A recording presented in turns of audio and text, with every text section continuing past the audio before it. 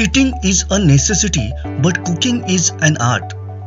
केवळ कुकिंगच नव्हे तर हॉटेलिंग आणि हॉस्पिटॅलिटी या क्षेत्रातल्या सर्वच सेवा आज एक मोठी कला बनल्या आहेत. जगाच्या पाठीवर उद्या अनेक उद्योग आणि सेवा बंद पडतील, परंतु हे क्षेत्र दिवसेंदिवस विस्तारत चाललंय. या क्षेत्राचं भवितव्य उज्ज्वल आहे आणि हे युनिव्हर्सल ट्रूथ आहे. या क्षेत्रात आज मोठी मागणी आहे ती कोकण आणि गोव्यातल्या मुलामुलींना. याचं एकमेव कारण म्हणजे इथल्या मातीतलं आर्द्रातिथ्य आणि इथलं अत्यंत हेल्दी चविष्ट food culture.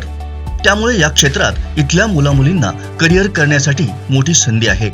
Arts, science, commerce, pharmacy, engineering यासारख्या अभ्यासक्रमांची पारंपरिक वाट न धरता आज हॉटेल मॅनेजमेंट आणि केटरिंग टेक्नॉलॉजी अभ्यासक्रम निवडणाऱ्या मुलामुलींची संख्या अधिक आहे. आणि याचं सर्व श्रेय जातं ते institute of hotel management, catering technology and applied nutrition या गोव्यातल्या परवरी इथल्या संस्थेला.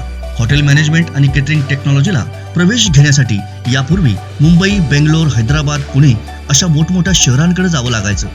तिथं राहण्याचा आणि शिक्षणाचा खर्च अनेक पालकांना झेपत नव्हता. परंतु आज सर्व प्रकारच्या स्कॉलरशिपसह अत्यंत माफक फीमध्ये आता या इन्स्टिट्यूटमध्ये आमच्या कोकणातल्या मुलामुलींना या क्षेत्रात अत्यंत चांगलं करिअर करता येणार आहे. आपण आलो आहोत इथल्या ऍडमिनिस्ट्रेटिव्ह ऑफिसमध्ये. इथे येणाऱ्या स्टुडंटना त्यांच्या पालकांना कुठल्याच प्रकारचा त्रास होऊ नये याच्यासाठी सुसज्ज असं हे ऍडमिनिस्ट्रेटिव्ह ऑफिस आहे. एका बाजूला आपण बघतोय एन्क्वायरी आहे, दुसऱ्या बाजूला कॅशियरचं केबिन आहे आणि या सगळ्या प्रोसेसमध्ये त्या पालकांना किंवा त्या विद्यार्थ्याला कुठलाच त्रास होऊ नये म्हणून अत्यंत सुसज्ज असं ऍडमिनिस्ट्रेटिव्ह ऑफिस देखील इथे आहे. या लॉन्च मध्ये आल्यानंतर, ह्या पॅसेजमध्ये आल्यानंतर, या कार्यालयात आल्यानंतर खरंच एका सुंदर अशा इन्स्टिट्यूट मध्ये आपल्या विद्यार्थ्याला प्रवेश आपण घेतोय असं फिलिंग होतं. आमच्या कॉलेजचे IHM फायनान्शियल असिस्टन्स म्हणून एक स्कॉलरशिप आहे आणि डिफरंट स्टेटचे प्रत्येक स्टेटला सोशल वेलफेअर ऑफिस असतं, समाज कल्याण ऑफिस. त्यांच्यातर्फे महाराष्ट्र सरकार असू दे किंवा बिहार गव्हर्नमेंट असू दे, प्रत्येक समाज कल्याणामध्ये वेरियस स्कॉलरशिप्स कंडक्ट केलेले जातात. ते स्कॉलरशिप्स प्रत्यक्षात स्टुडंट जाऊन सोशल वेलफेअरमधून फॉर्म आणतो, मग आम्हाला देतो. आम्ही as per the criteria scrutiny करतो आणि मग व्हेरिफिकेशन करून त्यांना पाठवतो फॉर्म. तसेच व्हेरियस पोर्टल्स पण आहेत. आता सगळं ऑनलाईन झालंय, त्याच्यामुळे व्हेरियस पोर्टल्सवरती स्टुडंट्स ऑनलाईन अप्लाय करू शकतात. तसंच नॅशनल स्कॉलरशिप पोर्टल आहे, जी सेंट्रल लेवलची स्कॉलरशिप आहे. त्याच्यातच स्टेटचे पण आहेत. आमचे गोवा गव्हर्नमेंटचे पण व्हेरियस स्कॉलरशिप्स आहेत. ST मुलांसाठी, SC, OBC साठी. परत आता फिजिकली डिसेबल्डसाठी पण स्कॉलरशिप्स व्हेरियस झालेले आहेत.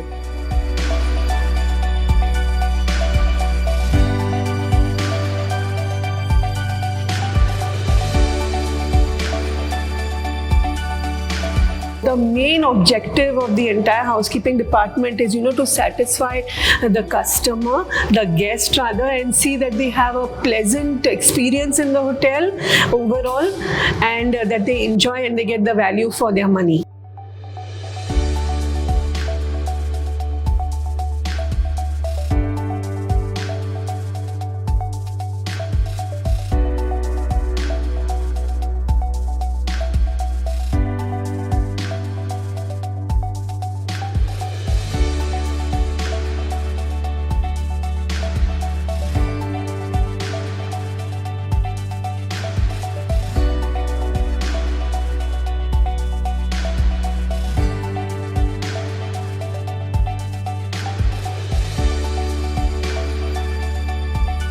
रूम डिव्हिजनच्या अंडर 2 डिपार्टमेंट येतात. एक आहे फ्रंट ऑफिस आणि एक आहे हाऊसकीपिंग.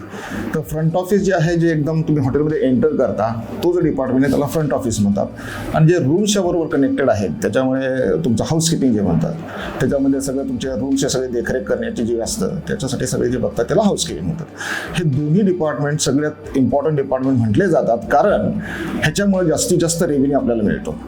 आणि तो रेव्हेन्यू ह्याच्यासाठीच जो आहे की तुम्हाला F&B आणि किचन ह्याच्यातून सुद्धा जो रेव्हेन्यू जो मिळणार असतो, त्या कंपॅरिझन हा मोठा भाग तुम्हाला रूम डिव्हिजनमधून मिळतो. त्याच्यामुळे हे दोन्ही डिपार्टमेंट भरपूर इम्पॉर्टंट आहे.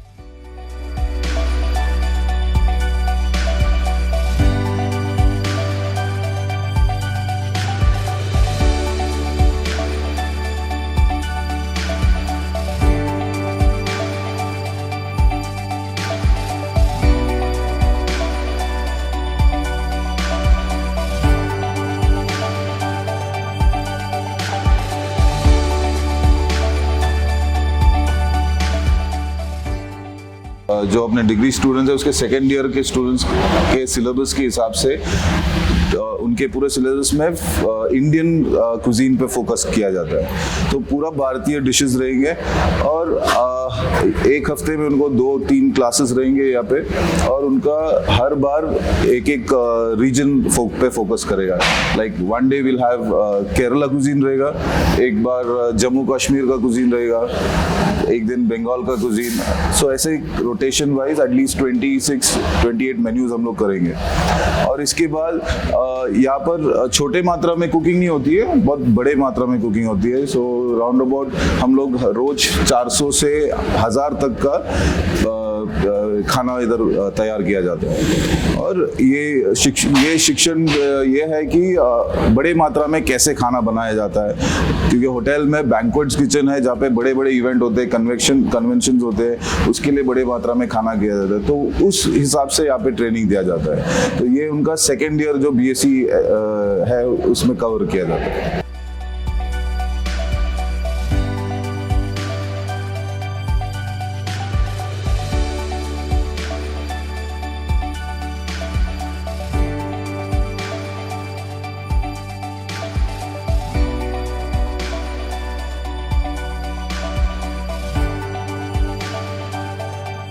Basically, it's an all-round development. It's not only learning how to make a dish, how they show in TV, that anybody can see on the television or YouTube and learn, but it's not that.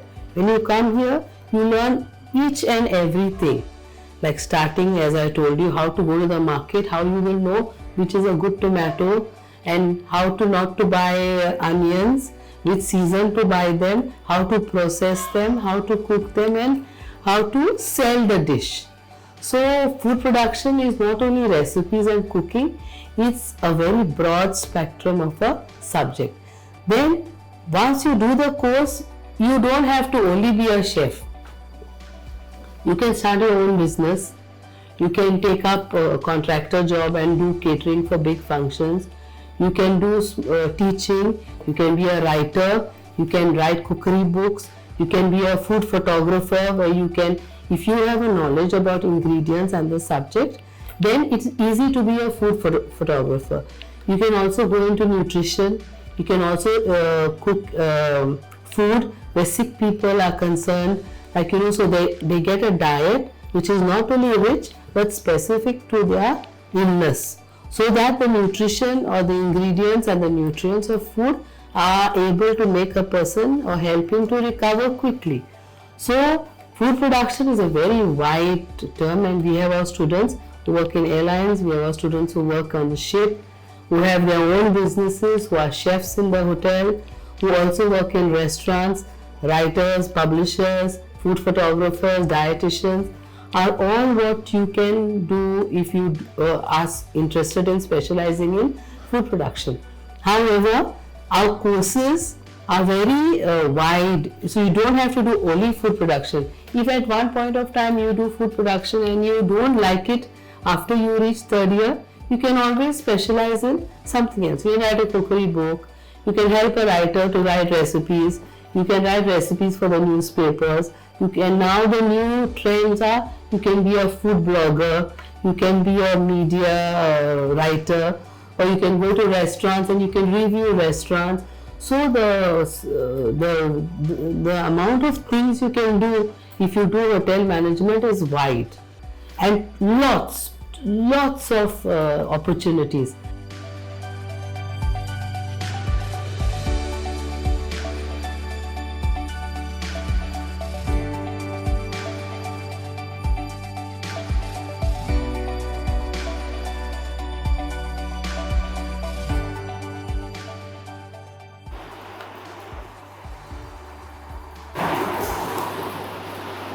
खरं तर catering किंवा hotel मॅनेजमेंटचं जर college बघितलं तर आपण नेहमी आपल्या डोळ्यासमोर काय येईल की एखादं किचन आहे, एखादं सुंदर रूम सजवलेला आहे, मग तिथे लायब्ररीचं काय काम आहे असा विचार तुमच्या मनामध्ये येऊ शकतो. परंतु ह्या कॉलेजमध्ये जगातली या विषयातली अत्यंत उत्कृष्ट अशी पुस्तकं इथे ठेवलेली आहेत, जेणेकरून इथे येणाऱ्या प्रत्येक विद्यार्थ्याला जगातल्या या विषयांमधल्या अत्यंत बारीक सारीक गोष्टींचं देखील ज्ञान व्हावं.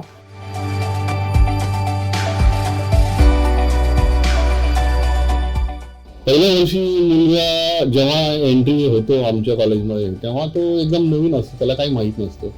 तर त्याला introduction about hotel industry, etiquettes, grooming standards, वेगवेगळे डिपार्टमेंट्स आणि जॉब ऑपॉर्च्युनिटीज आणि कसं काय जाणार आपण थ्रू आउट द इयर आणि पुढची आणि 2 वर्ष ते असतं.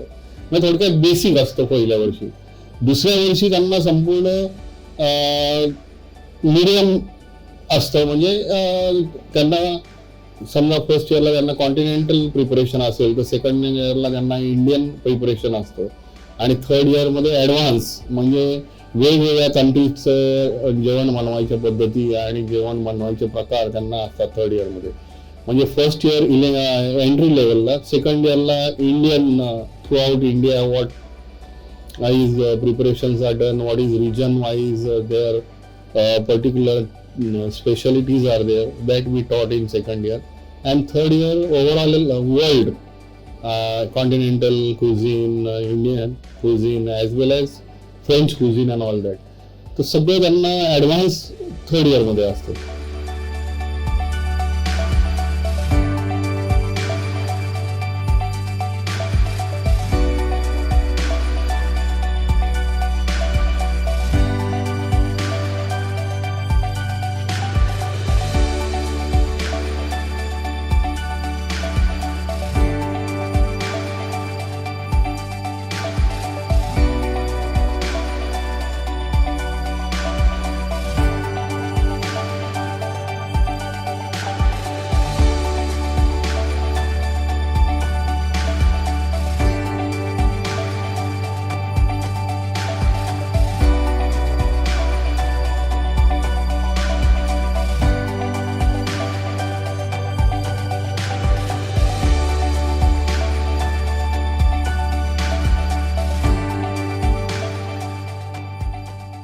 The advantages of getting a job on campus is that immediately after they pass out, they start their job immediately without having to spend more time searching for the job of their choice. So besides 5-star hotels, we also have the retail sector which is coming in, and they prefer hotel management graduates because they have a lot more communication skills and presentation skills, and they are trained to be adaptable in the industry. So they adapt themselves very well to any industry in which they are called for jobs.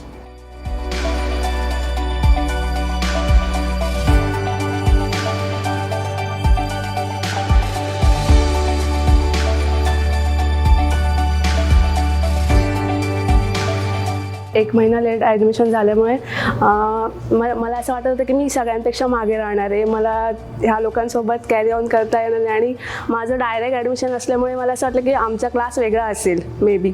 So त्यानंतर असं इथे admission झाल्यानंतर असं काहीच नव्हतं. सगळ्यांसोबत आम्हाला बसायचे, जे हे लोक होते सगळे नेहा आणि त्यांच्यासोबतच आम्ही होतो.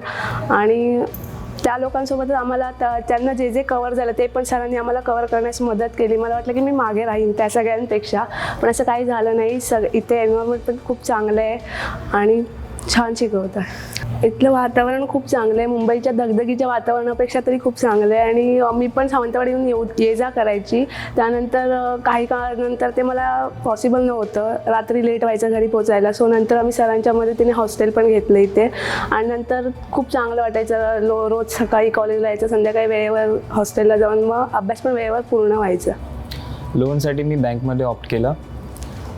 कॉलेजकडनं 2 डॉक्युमेंट्स मिळतात, बोनाफाईड सर्टिफिकेट आणि लोनचे कोटेशन्स कॉलेजच्या साईडचे. त्यानंतर मग ते बँकमध्ये सबमिट करायचे असतात. बँक सगळं व्हेरीफाय करते आणि मग हळूहळू लोन आपल्या बँक अकाउंटवरती सोडते, जेणेकरून दर सेमिस्टरला आपले कॉलेजचे पैशाची फी असते ती कॉलेजच्या अकाउंटमध्ये येत जाते. जेईची पुस्तकं अवेलेबल असतात. 800 मार्काची ती एक्झाम असते. प्रत्येक मार्काला 800 मार्काची एक्झाम असते. प्रत्येक क्वेश्चनला 4 मार्क असतात आणि 1 मार्काचं मायनस असतं जर क्वेश्चन चुकला तर. टोटल असे 200 क्वेश्चन्स असतात. प्रश्न वगैरे पूर्ण सोपे असतात. न्यूमेरिकल ॲबिलिटी, इंग्लिश लँग्वेज वगैरे जे आपण 10वीत शिकतो त्याबद्दलच थोडंफार माहिती असते त्यामध्ये, जनरल नॉलेज वगैरे. मग ती परीक्षा एकदम सोपी असते आणि ती परीक्षेचे रँक्स वगैरे कास्टच्या याच्यावरती पण ठरतात. जेईची एक्झाम स्टार्ट केल्यानंतर मी त्याचे स्टडी मटेरियल यूज करायला लागली. तर त्याच्यानंतर हे बुक मला भेटलं IHMचं, जे हॉटेल मॅनेजमेंट जेईसाठी यूजफुल आहे खूप. याच्यातून खूप मोस्ट ऑफ द क्वेश्चन्स येतात. ह्याचे प्रिव्हियस इयर्स क्वेश्चन्स वगैरे रेफर केल्याने खूप मदत होते. इकडचा टीचिंग स्टाफ खूप चांगला आहे. त्यांना कोणती गोष्ट जर विचारली तर ते खूप ह्याच्यात हेल्प करतात वेगवेगळ्या वेजने. परत इझी वेज पण सांगतात त्याच्यात. आणि कोणत्याही प्रकारची मदत असली तर आम्ही सरांना विचारतो किंवा टीचर्सलाही. कोणत्याही टीचिंग स्टाफला विचारलं तर ते मदत करतात. माझं नाव नेहा प्रसाद मांजरेकर असा. मी सावंतवाडी सिंधुदुर्गमधून आहे.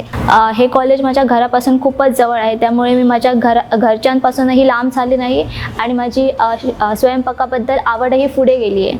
My perspectives as to coming to Goa, it would be that to follow your passion, and for me the reason why I came to Goa is that when you stay outside you get to explore the entire world. You get this sense of freedom, this sense of respect, and this sense of independence.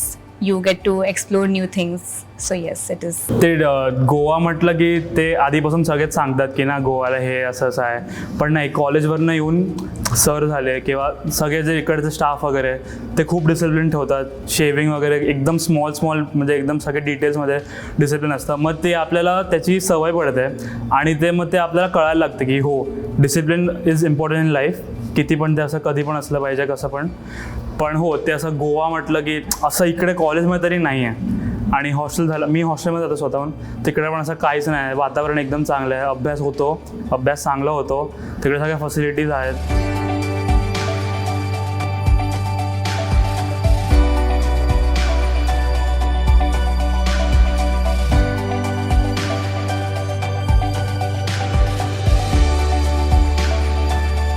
गेले 20 वर्ष आहे मी इकडे आणि 20 वर्षात भरपूर मुलांना प्रोत्साहन केलंय, भरपूर मुलांना स्किल्स दिलेत आणि बरं वाटतं मला शिकवायला. आवडते मला ही लाईन. आणि असं काय नाही, ही वन ऑफ द लाईन आहे. तुम्हाला हॉटेल मॅनेजमेंट केल्यानंतर तुम्ही पुढे एक्सपिरियन्स घेऊन आफ्टर अ सर्टन टाइम तुम्हाला वाटलं की आपल्याला परत दुसऱ्या लोकांसाठी काहीतरी केलं पाहिजे, शिक्षण इम्पार्ट केलं पाहिजे, म्हणून मी हे शिक्षक बनायचं. ह्या वर्षी आमच्याकडे सिंधुदुर्गातली जास्त मुलं आली आहेत. दरवर्षी साधारण एखाद दुसरं मुलगा वगैरे यायचा आणि सावंतवाडी म्हणजे जास्त यायची, सिंधुदुर्ग जिल्ह्यातली कमी यायची.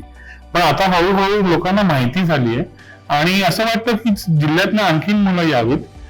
नुसती डिग्री कोर्स काही जणांना परवडत नाही, त्याच्यासाठी आमच्याकडे 1.5 वर्षाचा 1 वर्षाचा डिप्लोमा आणि क्राफ्टमनशिप कोर्सेस पण आहेत. त्याच्यासाठी 12वी आणि SSC बेसिक क्रायटेरिया आहे, एज लिमिट नाही आहे आणि फीस पण कमी आहे. आणि कधीतरी आम्ही अशा मुलांना हॉस्टेलची पण प्रोव्हिजन करू शकतो जर अगदीच मुलगा गरजू किंवा मुलगी गरजू असेल तर. किंवा तुम्ही इकडे ऍडमिशन प्रोसिजरसाठी विचारायला याल किंवा जेव्हा तुम्ही जेई पास करून तुम्हाला गोवा कॉलेज अलोकेट दिलं जाईल, माझं असं म्हणणं आहे की तुम्ही ऍडमिशनच्या अगोदर एक 10 दिवस येऊन तरी आम्हाला भेटा आणि आमच्या ऑफिसच्या स्टाफना विचारा की कुठल्या कुठल्या स्कॉलरशिप्स अवेलेबल आहेत. आणि जेव्हा तुम्ही ऍडमिशन प्रोसिजरसाठी याल तेव्हा तुम्ही कम्प्लिटली रेडी असाल की तुम्हाला परत सिंधुदुर्ग गोवा, गोवा सिंधुदुर्ग गोवा असं करायची गरज नाही. तुम्ही एका ह्याच्यात फटक्यातच तुम्ही करू शकता. हार्डली तुम्हाला सिंधुदुर्गातनं इकडे यायला 1.5 ते पावणे 2 तास, 2 तास जास्तीत जास्त. सोमवार ते शुक्रवार 9 to 5:30, 9 ते 5:30 आम्ही अवेलेबल असतो. शनिवारची पण आमच्याकडे कॉलेज ओपन असतं, पण फॅकल्टीज आणि स्टुडंट्स नसणार. ऍडमिन ऑफिस म्हणजे थोडेसे स्टाफ असतात, पण तुम्ही कॉलेज येऊन बघू शकता बाहेरून. पण तुम्हाला कॉलेजबद्दल, कोर्सबद्दल माहिती पाहिजे असेल तर तुम्ही एनी टाइम 9 ते 5:30 सोमवार ते शनिवार तुम्ही येऊन बघू शकता आणि आम्ही तुम्हाला नक्कीच कुठल्या ना कुठल्या तरी फॅसिलिटीची काही ना काहीतरी माहिती देऊ आणि मदत करू.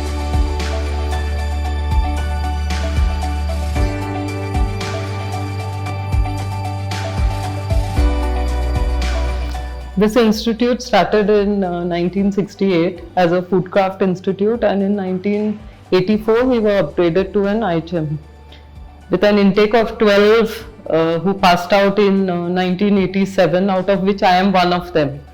And so now we have an intake of 420 students.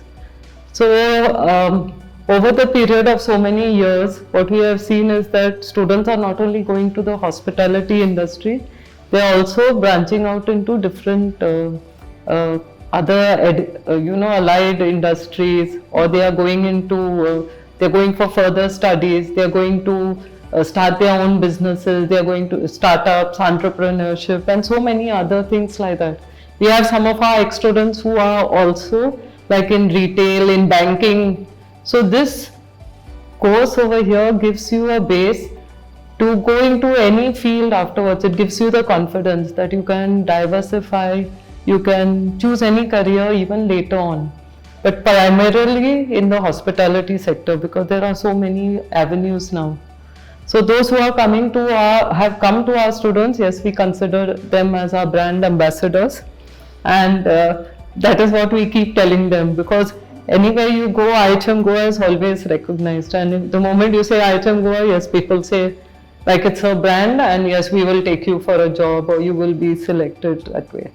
So I think job opportunities are not scarce at all. So once, if the students want to join us, definitely for their career.